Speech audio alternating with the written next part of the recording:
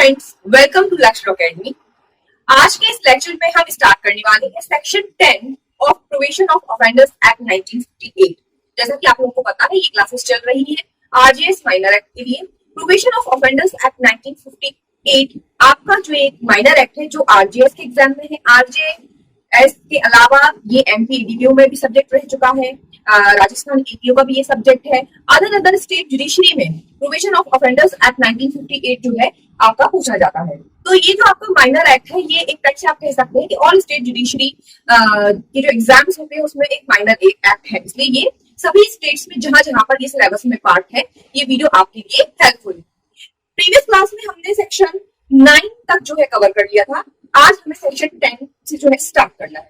अगर आप लोग पहली बार मेरे चैनल पर आए हैं तो चैनल को सब्सक्राइब जरूर कीजिए और प्रीवियस लेक्चर्स देखिए। प्रीवियस लेक्चर्स की लिंक आपको डिस्क्रिप्शन बॉक्स में मिल जाएगी। साथ ही साथ वीडियो के बीच बीच में आई बटन चलता रहेगा, वहां पर आपको डिफरेंट वीडियोस जो है मिल जाएंगे, इस एक्ट से रिलेटेड भी और अदर माइनर एक्ट से रिलेटेड भी।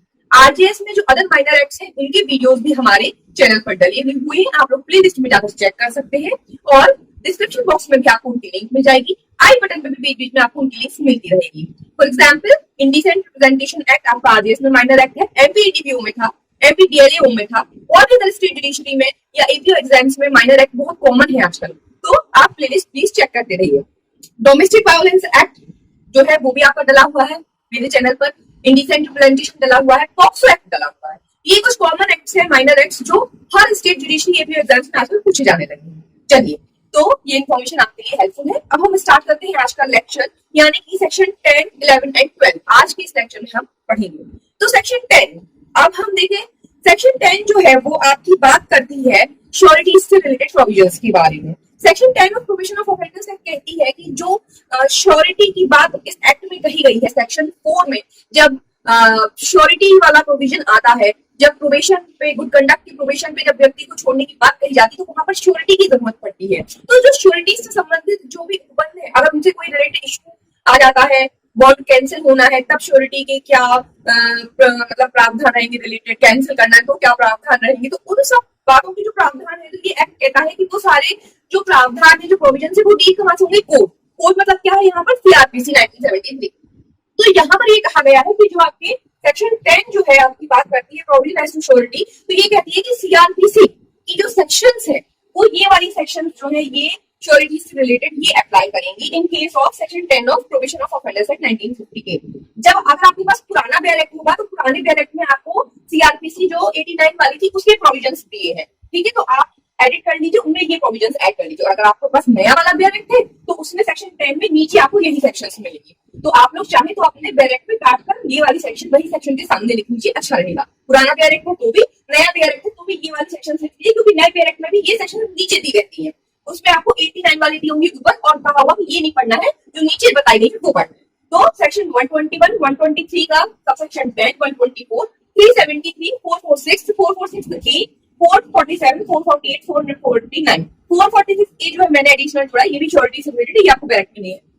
तो ये कुछ सेक्शन है सीआरपीसी की। ये सेक्शन जो होती है अप्लाई होती है in the case of bonds and sureties given under this act. तो इस एक्ट के संबंधित जहां पे भी प्रोविजंस आपको श्योरिटी के बारे में है, तो वो डील कहां से होंगे, वो होंगे क्रिमिनल प्रोसीजर कोड 1973 से। ये सिंपल सेक्शन 10 जो है बहुत बेसिक सेक्शन है, इसमें कुछ कंसेप्चुअल समझने वाला कोई चीज नहीं है। तो ये आपकी हो गई सेक्शन 10। अब मोस्ट इंपोर्टेंट सेक्शंस जो है वो है next section 11 and 12। Section 11 and 12 exam point of view से बहुत इंपॉर्टेंट है। सेक्शन 10 से अगर क्वेश्चन बनेगा तो सेक्शन 10 से सिर्फ हमसे सेक्शन बेस्ड क्वेश्चन बन सकता है कि आपसे पूछ लेंगे कि श्योरिटीज से related provision of offenders act में कौन सी सेक्शन में है, तो आपको क्या लगाना पड़ेगा सेक्शन 10 में कौन कौन सी सेक्शन है सीआरपीसी जो डील करेंगी, तो ये सेक्शन आप थोड़ा याद रख सकते हैं। यही तो क्वेश्चन अगर है बनेंगे तो क्वेश्चन यही बनेंगे, तो इतनी इंपॉर्टेंट ये सेक्शन नहीं है। लेकिन अब जो नेक्स्ट है 11 एंड 12 वो इंपॉर्टेंट है। तो चलिए हम देखते हैं सेक्शन 11। स्टार्ट करते हैं हम सेक्शन 11। सेक्शन 11 बात करती है court competent to make order under the act, appeal and revision and power of court in appeal and revision. Hindi में भी हम साथ में देखेंगे। अधिनियम के अधीन आदेश देने के लिए सक्षम न्यायालय, अपील और पुनरीक्षण और अपील और पुनरीक्षण न्यायालयों की शक्तियां। यहाँ इस सेक्शन में 2-3 चीजें बताई गई हैं आपको। एक तो कॉम्पिटेंट कोर्ट कौन होगा इस एक्ट के अंतर्गत आदेश देने के लिए, ये जो एक्ट है, ये जो प्रोविजन एक्ट है, हम जहां पर पढ़ रहे हैं कि एडमिशन देकर छोड़ देना, गुड कंडक्ट पर छोड़ देना, प्रोविजन पीरियड पर छोड़ देना, तो ये पावर कौन से कोर्ट के पास है, कौन सा कोर्ट है जो ये पावर एक्सरसाइज करेगा और ऐसे आदेश देकर इस एक्ट के अंतर्गत ये ऑफेंडर्स को इस तरीके से छोड़ सकेंगे, आदेश पारित कर सकेंगे। दूसरा बात किया गया है अपील कहाँ जाएगी, रिवीजन कैसे होगा, पावर्स क्या है अपीलेट और रिवीजन कोर्ट के पावर्स क्या क्या है, ये दो तीन चीजें इस एक्ट धारा में आपको जो है बताई गई है। तो चलिए हम लोग सबसे पहले पेरेंट की लैंग्वेज पढ़ते हैं। सेक्शन 11 सबसेक्शन 1 क्या कहती है, पढ़िए, देखिए आप लोग भी मेरे साथ डायरेक्ट में देखिए। Not understanding anything contained in the code और any other law and order under this act may be made by any court empowered to try and sentence the offender to imprisonment and also by the high court or any other court when the case comes before it on appeal or in revision। Hindi में भी एक बार हम language पढ़ेंगे। संहिता में या किसी अन्य विधि में अंतर्विष्ट किसी बात के होते हुए भी इस अधिनियम के अधीन आदेश अपराधी का विचारण और उसे कारावास से दंडित करने के लिए सशक्त किसी न्यायालय द्वारा और उच्च न्यायालय या किसी अन्य न्यायालय द्वारा भी जबकि मामला उसके समक्ष अपील में या पुनरीक्षण में आए दिया जा सकता है। तो देखिए यहाँ पर 3 कोर्ट की बात की गई है। सबसे पहले कहा गया है any court empowered to try and sentence the offender, कोई भी न्यायालय जो अपराधी का विचारण करने के लिए या उसको सजा देने के लिए सशक्त न्यायालय जो है वो न्यायालय कॉम्पिटेंट कोर्ट माना गया है इस एक्ट के अंतर्गत ऑर्डर पास करने के लिए। तो यहाँ पर एनी कोर्ट मतलब वो अपने जुरिस्डिक्शन की बात, क्षेत्राधिकार से बात यहाँ पर की जा रही है, पेक्युलरी जुरिस्डिक्शन और जो जुरिस्डिक्शन सजा देने का जुरिस्डिक्शन जो उनका क्षेत्राधिकार होता है उस सब तरीके से कि मतलब क्या वो न्यायालय एक ऐसा न्यायालय है जो विचारण कर सकता है उस अपराधी का जो उसके समक्ष आया है, क्या वो सजा देने के लिए सक्षम है उस अपराधी को। जैसे सपोज कीजिए कि कोई अपराधी आया जिसको 5 साल तक की सजा होनी है और वो जेएमएफसी सेकंड के पास पहुंच गया तो वो क्या है, कॉम्पिटेंट नहीं होगा। जेएमएफसी फर्स्ट के पास पहुंचे, कॉम्पिटेंट नहीं होगा। इस तरीके से मतलब क्या अधिकारिता है, क्या सेंटेंस देने की अपराधी ऐसे कोर्ट के पास गया है जिस कोर्ट को उसको ट्राई करने का और सेंटेंस देने का एम्पावरमेंट है, तो वो कोर्ट क्या है इस एक्ट के अंतर्गत उसको इस एक्ट के तहत भी आदेश पारित कर सकता है। उसके अलावा हाई कोर्ट भी हो सकता है। हाई कोर्ट के पास यदि वो गया है, अपीलेट जुरिस्डिक्शन में गया है, रिवीजन में गया, कैसा भी गया, तो हाई कोर्ट के पास या उसकी ओरिजिनल जुरिस्डिक्शन में पहुंचा है तो हाई कोर्ट भी इस एक्ट के तहत भी उसको जो है आदेश पारित कर सकता है। फिर any other court, any other court मतलब एनी अदर कोर्ट में वो कोर्ट आ जाते हैं जब कोई मैटर किसी अदर न्यायालय के पास कैसे अधिकारिता में पहुंचा है, अपील में पहुंचा है तो अपीलेट कोर्ट, रिवीजन में पहुंचा है तो रिवीजनल कोर्ट। तो मतलब यदि कोई मामला किसी कोर्ट के पास अपील के तौर पर पहुंचा है या रिवीजन के तौर पर पहुंचा है तो क्या वो कोर्ट उस स्टेज पे इस सेशन के अंतर्गत इस एक्ट के अंतर्गत आदेश पारित कर सकता है? नहीं चल, बिल्कुल कर सकता है। तो कोई भी कोर्ट जब विचारण कर सकता है, सेंटेंस दे सकता है, वो हाई कोर्ट या कोई अदर अपीलेट कोर्ट और रिवीजनल कोर्ट जो है वो भी इस सेक्शन के अंतर्गत कॉम्पिटेंट कोर्ट माने गए हैं आदेश देने के लिए। ठीक है, अब यहाँ पर बात करते हैं हम सब सेक्शन 2 की, सेक्शन 11 सब सेक्शन 2। तो चलिए हम पढ़ते हैं पहले। अब सेक्शन 11 सब सेक्शन 2 जो है वो आपको बता रही है अपील कि क्या मामलों में अपील लाई होगी तो कौन से कोर्ट में अपील जाएगी। Not understanding anything contained in the court where an order under section 3 or section 4 is made by any court trying the offender other than a high court, an appeal shall lie to the court to which appeals ordinarily lie from the sentence of the former court। क्या कहा गया हिंदी में पढ़िए। संहिता में अंतर्विष्ट किसी बात के होते हुए भी धारा 3 या 4 के अधीन कोई आदेश अपराधी का विचारण करने वाले किसी न्यायालय द्वारा जो उच्च न्यायालय से भिन्न हो दिया जाता है वह अपील उस न्यायालय को की जा सकेगी जिसको पूर्ववर्ती न्यायालय के दंडादेशों से अपील मामूली तौर पर की जाती है। इस प्रोविजन को अगर आप पढ़ेंगे तो इसका मीनिंग ये आ रहा है निकल करके कि सेक्शन 11 सबसेक्शन 2 जो है वो क्या कह रही है कि अपील जो है वो कभी भी डायरेक्ट हाई कोर्ट में नहीं जाएगी। No direct appeal in high court, direct appeal high court में नहीं जा सकती। अगर वो आदेश हाई कोर्ट के अलावा किसी कोर्ट ने पारित किया है तो मतलब हाई कोर्ट के अलावा मतलब ये वाली कोर्ट मान लीजिए, इस कोर्ट में हम ले लेते हैं जेएमएफसी। अगर कोई मैटर जेएमएफसी के पास आया और जेएमएफसी ने सेक्शन 3 और 4 के अंतर्गत कोई आदेश दिया है तो ऑर्डिनरी इसकी अपील जहां जाती है वहां भी जाएगी। तो ऑर्डिनरी जेएमएफसी की अपील कहां जाती है? ऑर्डिनरी जेएमएफसी या तो सीजेएम के पास जाती है या फिर सेशन कोर्ट में जाती है। ठीक है, तो अगर इनका मैटर है तो इसकी अपील सीजेएम को सेशन कोर्ट को जाएगी, डायरेक्ट अपील हाई कोर्ट में नहीं जाएगी। मतलब section 11 subsection 2 basic structure follow करने की बात कह रहा है। एक जो बेसिक स्ट्रक्चर हमें अपील का बताया गया है, हमने सीआरपीसी में भी पढ़ा है कि अपील हमेशा लोअर से स्टार्ट होकर अपर जाती है। जैसे लोअर कोर्ट की अपील जो है वो जैसे जेएमएफसी की सीजेएम, फिर सेशन कोर्ट, फिर हाई कोर्ट, फिर सुप्रीम कोर्ट। तो यहाँ पर यही कहा गया है अगर मामला हाई कोर्ट में है तो उसकी अपील कहाँ जाएगी, तो हाई कोर्ट की सुप्रीम कोर्ट में जाएगी। तो डायरेक्ट अपील हाई कोर्ट में नहीं जाएगी, ये कहा गया है। ये नहीं कहा कि हाई कोर्ट में अपील जा ही नहीं सकती। तो जिस भी कोर्ट में मामला है उसका जो भी अपीलेट कोर्ट है पहले वहां जाएगी, उसके बाद जाते जाते सुप्रीम कोर्ट पर जा सकती है। ठीक, ये यहाँ पर कहा गया। आई होप आप लोगों को समझ में आ गया होगा प्रोविजन। अब हम आगे बढ़ते हैं। आगे है आपका सबसेक्शन 3। ठीक, सबसेक्शन 3 क्या कह रहा है, देखिए, in any case where any person under 21 years of age is found guilty of having committed an offense and the court by which he is found guilty declines to deal with him under section 3 or 4 and passes against him any sentence of imprisonment with or without fine from which no appeal lies or is preferred, then, notwithstanding anything contained in the code or any other law, the court to which appeal ordinarily lies from the sentence of the former court may, either of its own motion or on an application made to it by the convicted person or the probation officer, call for and examine the record of the case and pass such order thereon as it thinks fit. Hindi में भी पढ़ी एक बार Hindi medium वाले। किसी ऐसे मामले में जिसमें 21 वर्ष से कम आयु वाला कोई व्यक्ति कोई अपराध करने का दोषी पाया जाता है और वह न्यायालय जिसने उसे दोषी पाया है उसके संबंध में धारा 3-4 की अधीन कार्रवाई करने से इनकार करता है और उसके विरुद्ध जुर्माने के सहित या बिना कारावास का दंडादेश पारित कर देता है, जिसकी कोई अपील नहीं हो सकती है या नहीं की जाती, तो इस संहिता या किसी अन्य विधि में अंतर्विष्ट किसी बात के होते हुए वह न्यायालय जिसको पूर्ववर्ती न्यायालय के दंडादेशों से अपीलें मामूली तौर पर की जाती हैं, या तो स्वप्रेरणा से या सिद्धदोष व्यक्ति या परिवीक्षा अधिकारी द्वारा उसको आवेदन किए जाने पर मामले का अभिलेख मंगा सकेगा और उसकी परीक्षा कर सकेगा तथा उस पर ऐसा आदेश पारित कर सकेगा जो वह ठीक समझे।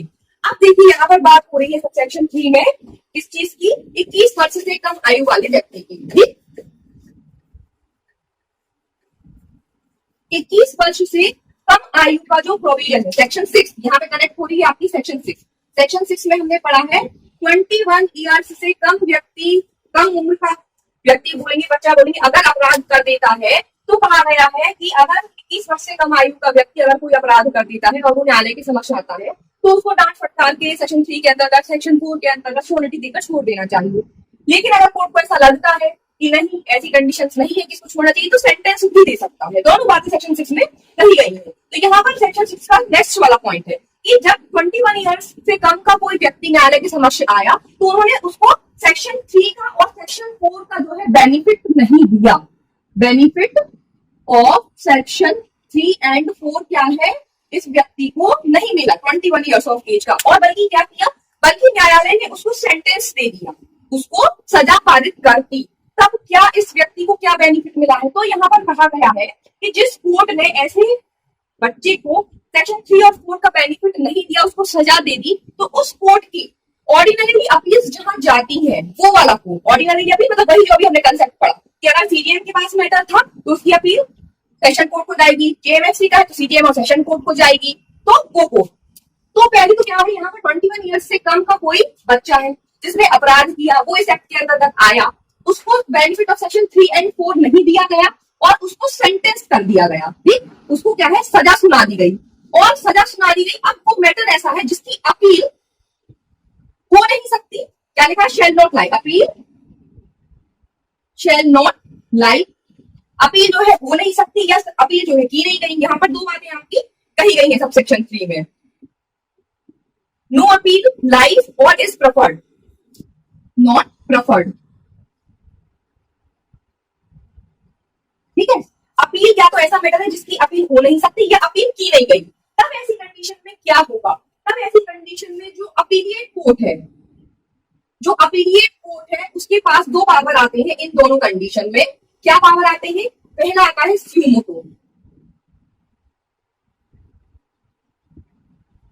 कोर्ट तो मतलब स्वप्रेरणा से खुद से, ये जो अपीलेट कोर्ट है वो खुद से इस केस के रिपोर्ट्स मंगवाएगा, उनकी जांच करेगा और अकॉर्डिंगली सेंटेंस पास, अकॉर्डिंगली जो भी उसको ऑर्डर पास करना है वो करेगा। या फिर एप्लीकेशन पर, सेकंड पॉइंट क्या है, सेकंड पॉइंट है एप्लीकेशन पर।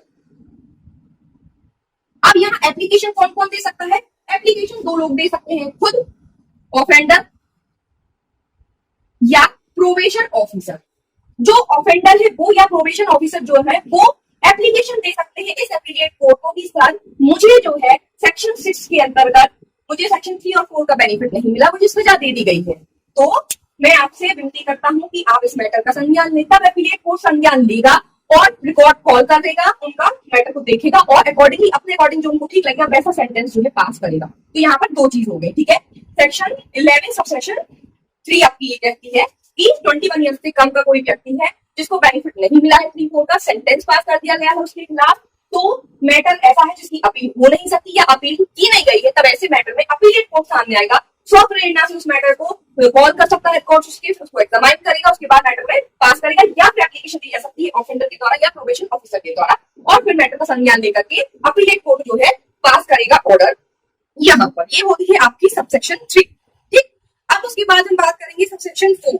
सबसेक्शन 4 जो है, सबसेक्शन 4 बात कर रही है रिविजनल पावर की। अब यहाँ पे बात हो रही है कि रिविजनल पावर, ठीक है। तो सबसेक्शन 4 हम देखेंगे, सबसेक्शन 4 पर रीड करते हैं। When an order has been made under section 3 or section 4 in respect of an offender, the appellate court or the high court in the exercise of its power of revision may set aside such order and in lieu thereof pass sentence on such offender according to law।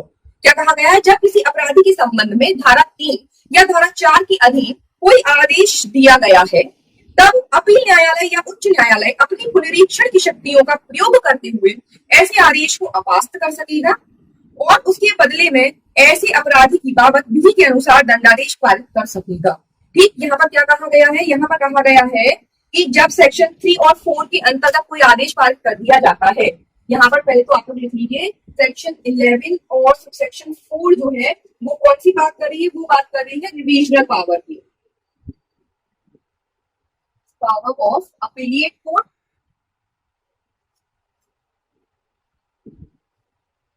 और high court.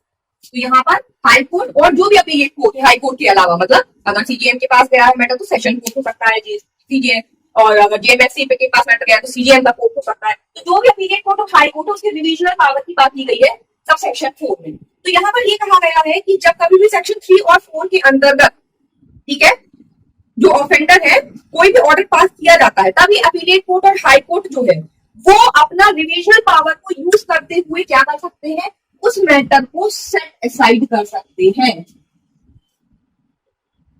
उस matter को क्या कर सकते हैं, set aside कर सकते हैं। धारा 3 के अंतर्गत जब भी अपील न्यायालय उच्च न्यायालय जो है वो अपनी पुनरीक्षण शक्ति का प्रयोग करते हुए आदेश को अपास्त कर सकेगा और उसके बदले में अपराधी की बाबत विधि के अनुसार दंडादेश दे सकेगा। मतलब यहाँ पर जो कोर्ट था जिसके पास मैटर गया था पहले बार, तो वहां पे तो कोर्ट ने बेनिफिट दिया था उसको, किसका बेनिफिट दिया था, सेक्शन 3 और 4 का, मतलब उसको एडमोनिशन पे छोड़ दिया गया था या प्रोबेशन पीरियड पे छोड़ दिया गया था। लेकिन जो विक्टिम पक्ष था उसको अच्छा नहीं लगा होगा तो रिवीजन के लिए प्रोसेस हुआ होगा। जब रिवीजन के लिए या कोर्ट ने जब रिवीजन पावर का यूज किया होगा तो उनको लगा कि ये जो बेनिफिट मिला है, बेनिफिट का हकदार नहीं है ये पर्सन, तो वो इस सेक्शन 3 और 4 का जो ऑर्डर पास किया गया है लोअर कोर्ट के द्वारा, तो अपीलेट कोर्ट या हाई कोर्ट क्या कर देंगे, इसको सबसेक्शन 4 का यूज करते हुए सेट असाइड कर देंगे। ठीक, तो रिवीजनल पावर में क्या कर सकता है अपीलेट कोर्ट और हाई कोर्ट, सेट असाइड कर सकता है इसको, सेक्शन 3 और 4 का जो बेनिफिट दिया गया है लोअर कोर्ट द्वारा उसको सेट असाइड कर सकता है। लेकिन चलिए अब हम देखते हैं प्रोविजो, सेक्शन 11 सबसेक्शन 4 का प्रोविजो। प्रोविजो पढ़िए, प्रोविजो में क्या कहा गया है, प्रोविजो में कहा गया है that the appellate court or the high court in revision shall not inflict a greater punishment than might have been inflicted by the court by which the offender was found guilty। क्या कहा गया है, एक बार हिंदी में भी पढ़ी, परंतु appeal न्यायालय या उच्च न्यायालय पुनरीक्षण करते हुए उससे अधिक दंड नहीं दे देगा जो उस न्यायालय द्वारा दिया जा सकता था जिसके द्वारा अपराधी दोषी पाया गया था।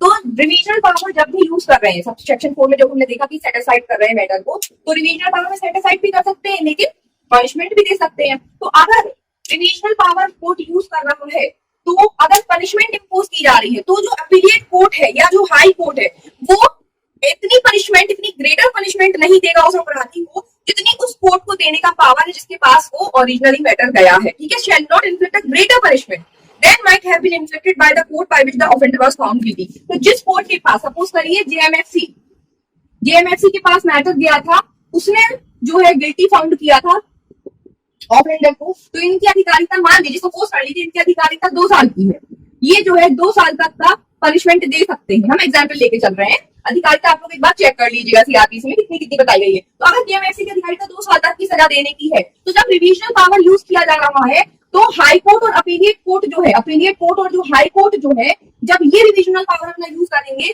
तो इससे ज्यादा सजा नहीं दे सकते। अब हो सकता है जेएमएफसी ने उसको सजा 1 साल की दी हो और जब डिवीजन में मैटर जाए तो अपीलिएट कोर्ट और हाई कोर्ट उसको कितनी सजा दे सकते हैं? मैक्सिमम 2 साल तक की दे सकते हैं मैक्सिमम। ठीक, क्यों? क्योंकि इनकी अधिकारिता कितनी है उसको देने की 2 साल, इससे ज्यादा नहीं दे सकते। तो जो ओरिजिनल कोर्ट जो होता है जिसके पास मामला गया, जिसने उसको फाउंड गिल्टी किया है, तो वो जितनी सजा इन्फ्लिक्ट कर सकते हैं, जितनी अधिकारिता उनको है उतनी ही ये दे सकते, उससे ग्रेटर नहीं दे सकते, ऐसा इसमें कहा गया। तो ये आपका प्रोविजन हो गया और ये होती है हमारी सेक्शन 11 कंप्लीट। आई होप आपको सेक्शन 11 भी जो है समझ में आ गई हो। अब हम आगे बढ़ते हैं हम सेक्शन 12 की तरफ। सेक्शन 12 बात करती है removal of disqualification attaching to conviction, दोषसिद्धि में संलग्न निर्हरता का हटाया जाना। ठीक, सेक्शन 12 क्या बात कर रही है? निर्हरता का हटाया जाना। आप लोगों को पता होगा एक चीज कि आपने एक बात देखी होगी कि जब कभी भी हम कोई एग्जाम फॉर्म भरते हैं या कोई भी लीगल अदर काम होता है तो हमेशा कुछ फॉर्मेलिटीज फॉलो अप की जाती हैं, जहां पर ये कहा जाता है कि आपको साइन करना होता है कुछ कंडीशंस पे कि क्या आप किसी अपराध में संलग्न तो नहीं रहेंगे। जब आप कभी जुडिशरी का पेपर देते हैं, एपीओ का पेपर देते हैं, कोई भी कॉम्पिटिटिव एग्जाम देते हैं, आप कहीं पे अदर कहीं किसी प्रकार की जॉब करने जाते हैं तो आपसे कुछ कंडीशंस, कुछ टर्म्स एंड कंडीशंस पे साइन करवाए जाते हैं कि क्या आप अपराधी तो नहीं रहे हैं। तो वो एक कंडीशन होती है, ये डिस्क्वालिफिकेशन होती है। अगर आप अपराधी रहे हैं तो आप पेपर में नहीं बैठ सकते, आप कोई एग्जाम नहीं दे सकते, आप कोई जॉब नहीं कर सकते, एक्सेट्रा एक्सेट्रा। तो यहाँ पर उसी चीज से बेनिफिट मिला है। यहाँ पर ये बात करती है रिमूवल ऑफ डिस्क्वालिफिकेशन की। ठीक, रिमूवल ऑफ डिस्क्वालिफिकेशन,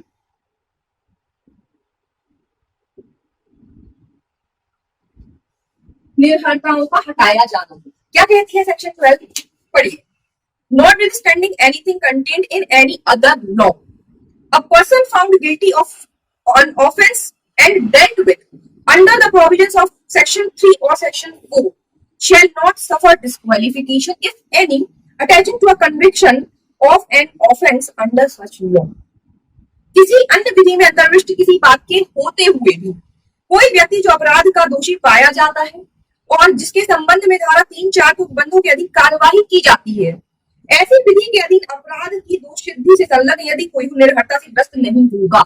यानी कि इस एक्ट की सेक्शन 3 और सेक्शन 4 के अंतर्गत यदि किसी व्यक्ति ऑफेंडर अपराधी के खिलाफ ऑर्डर पारित किया गया है, मतलब उसको एडमोनिशन पर छोड़ दिया गया है, डांट फटकार कर छोड़ दिया गया है सेक्शन 3 के अंतर्गत, सेक्शन 4 में उसको प्रोबेशन पीरियड में छोड़ कर रखा हुआ है, तब ऐसी कंडीशन में सेक्शन 12 उसको बेनिफिट देती है कि उसके साथ कोई भी डिस्क्वालिफिकेशन नहीं मानी जाएगी। ये नहीं माना जाएगा कि वो एक अपराधी है, वो किसी अपराध में संलग्न रहा है, वो आराम से सीए का पेपर भर सकता है, एडीपीओ का पेपर भर सकता है, कोई जॉब कर सकता है, कोई डिस्क्वालिफिकेशन उसके साथ नहीं चलेगी। सेक्शन 3 सेक्शन 4 के अंतर्गत यदि कोई किया गया है या सेक्शन 6 में वो अगर सेक्शन 3 और 4 की बात की गई, सॉरी यहाँ पर, ठीक है, तो आपको ये ध्यान रखना है। तो यहाँ पर कोई भी निर्भरता जो है साथ में नहीं चलेगी, लेकिन बट एक प्रोविजो भी है, एक परंतु है, कब ये बेनिफिट नहीं मिलेगा। तो देखिए प्रोविजो पढ़िए आगे। Provided that nothing in this section shall apply to a person who after his release under section 4 is subsequently sentenced for the original offense। परंतु इस धारा की कोई बात किसी ऐसे व्यक्ति को लागू नहीं होगी जो धारा 4 के अधीन उसे छोड़ दिए जाने के बाद तत्पश्चात मूल अपराध के लिए दंडित किया जाता है। यदि एक बार कोई व्यक्ति सेक्शन 4 के अंतर्गत प्रोबेशन पीरियड पर छोड़ा गया है, लेकिन बाद में किसी कारण से उसको अगेन सेंटेंस कर दिया गया, तब ये वाला बेनिफिट जो है इसको नहीं मिलेगा। क्यों? क्योंकि अब तो वो वापस सेंटेंस हो गया उसको, अब वो ओरिजिनल अपराध के लिए उसको क्या है, सजा मिल गई, अब वो अपराधी हो गया। यहाँ पर तो एक्चुअली में उसको अपराधी बनाया ही नहीं था। ये प्रोविजन बनाई ही इसलिए गई, ये एक्ट बनाया ही इसलिए गया है कि आदमी अपराधी ना बन पाए, उसको सेक्शन 3 के अंतर्गत डांट फटकार कर छोड़ दिया जाए, उसको प्रोबेशन पीरियड पर छोड़कर देखा जाता है कि भाई अगर इसका जीवन सुधर जाए तो बहुत अच्छा है। लेकिन अगर फिर भी कुछ ऐसी कंडीशन हो जाती है कि उसको वापस सजा का पात्र होना पड़ता है, यहाँ पर आप कनेक्ट कर सकते हैं सेक्शन 9।